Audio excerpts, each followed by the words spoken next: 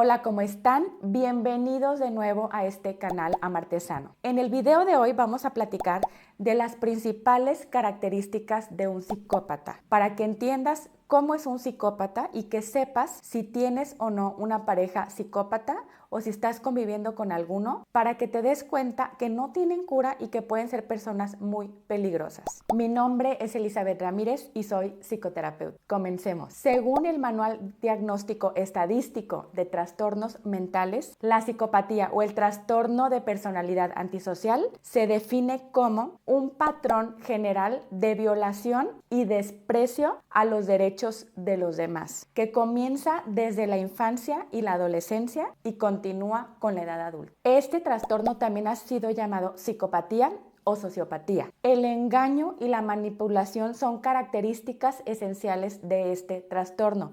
Y eso es algo que nos tiene que quedar súper claro. De manera general, la sociopatía o psicopatía involucra un patrón crónico de comportamientos que tienen que ver con falta de empatía, desconsideración por los sentimientos de los demás y tendencia a violar las reglas sociales y legales. Te voy a dar 10 características de un psicópata para que tengas en la mira estas características y puedas detectar de manera más fácil si estás conviviendo con alguno. La primera característica es que tienen encanto superficial. Pueden ser súper encantadores. Desde un principio se pueden mostrar muy persuasivos, con mucho carisma, con mucha soltura para platicar y sobre todo tienen muchísima habilidad para seducir a las personas de muchas maneras y obviamente enmascarar sus verdaderas intenciones, que son la explotación y tomar ventaja de los demás. La segunda característica es que no tienen empatía. Recuerden que es súper importante, y yo lo insisto de manera categórica,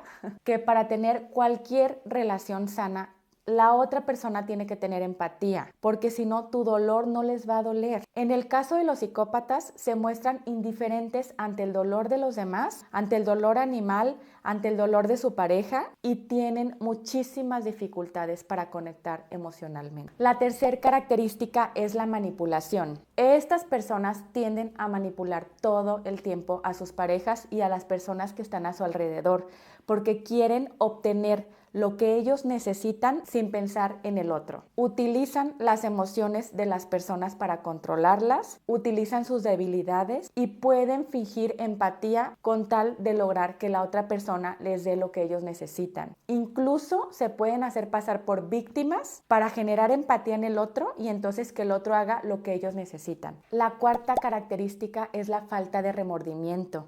Tienen incapacidad para sentir culpa o remordimiento cuando hacen algo malo a las demás personas. Incluso cuando causan daño a otras personas y el daño pueda ser grande. Pueden cometer actos inmorales o dañinos o ilegales sin el menor remordimiento, con tal de obtener las cosas que ellos quieren. De la misma manera, no tienen preocupación por las consecuencias de sus actos. Por lo general, tienden a ignorar o minimizar las consecuencias que las demás personas les puedan poner o incluso las autoridades cuando es una cuestión legal. Pueden tomar conductas antisociales e impulsivas y no pensarlo y no preocuparse por ello, sin considerar el sufrimiento de los demás. La quinta característica es la impulsividad. Las personas con psicopatía tienden a ser impulsivas y a tomar decisiones de lo que quieren hacer, de lo que quieren lograr, sin pensar en las consecuencias, a pesar de que les pueda traer problemas o de que puedan dañar a alguien.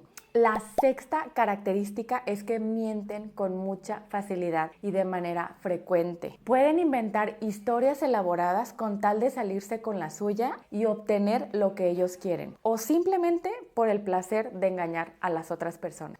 La séptima característica es que tienen un egocentrismo extremo. El egocentrismo es una de las características claves. Su mundo gira en torno a ellos y pueden desvalorizar constantemente los sentimientos de los demás y necesidades de su pareja. La octava característica es que tienen una falta de responsabilidad de lo que hacen. Tienen dificultad para asumir la responsabilidad de las cosas que hicieron y siempre tratan de culpar a los demás y no se hacen responsable por el daño que ocasionaron a los demás. La novena característica es que cambian drásticamente su personalidad. En un instante pasan de ser las personas más encantadoras a ser las personas más hostiles con las que puedas haber convivido. Y esto se vuelve súper confuso para su pareja, porque de estar conviviendo con una pareja que es súper linda, encantadora, carismática, empiezan a convivir con una persona que es súper violenta y que no tiene nada de empatía.